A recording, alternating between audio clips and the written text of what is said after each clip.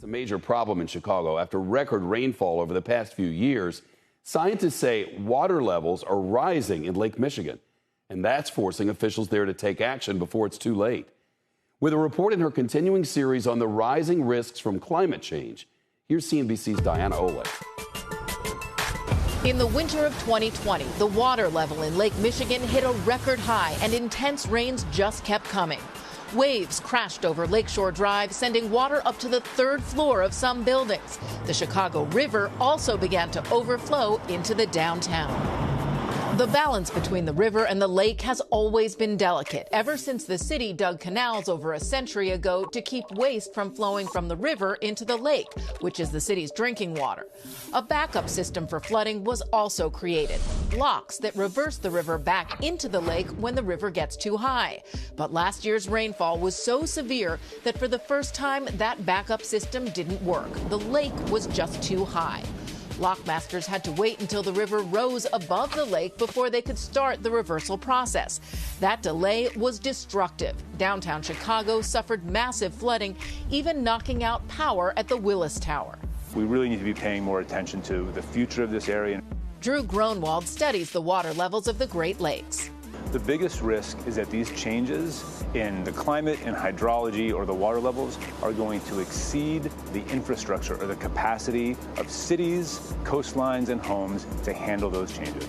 So Chicago's in danger? Absolutely. Chicago and other cities around the Great Lakes are all in danger of not being able to handle these extreme highs and extreme lows at times. Just 7 years before that storm, the water in Lake Michigan hit a record low due to prolonged drought. That threatened the city's water supply as well as shipping, critical to the economy of the Midwest.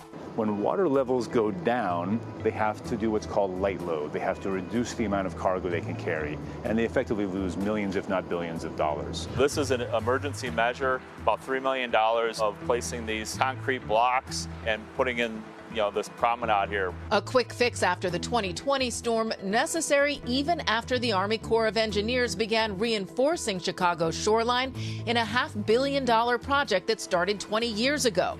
Now it's launching a new multi-year effort funded by the EPA to evaluate future conditions, factoring in climate change. It's potential for increased storm activity in terms of intensity and duration. Its potential increase in surges and increase or decrease in ice conditions, and all that could impact the coastline.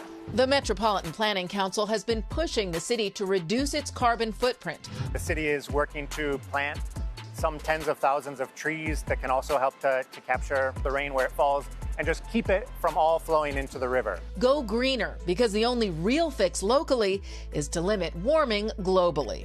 I would argue that the economy of the Midwest depends entirely on water, whether it's within the Great Lakes for drinking water and shipping, or quite frankly for irrigation and agriculture in the land surrounding the Great Lakes.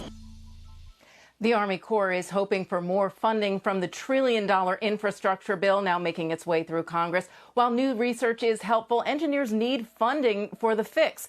This is just the kind of urban adaptation that will be front and center starting next week at a major United Nations conference on climate in Glasgow, and we will be there to cover all of it. Shepard Smith here. Thanks for watching CNBC on YouTube.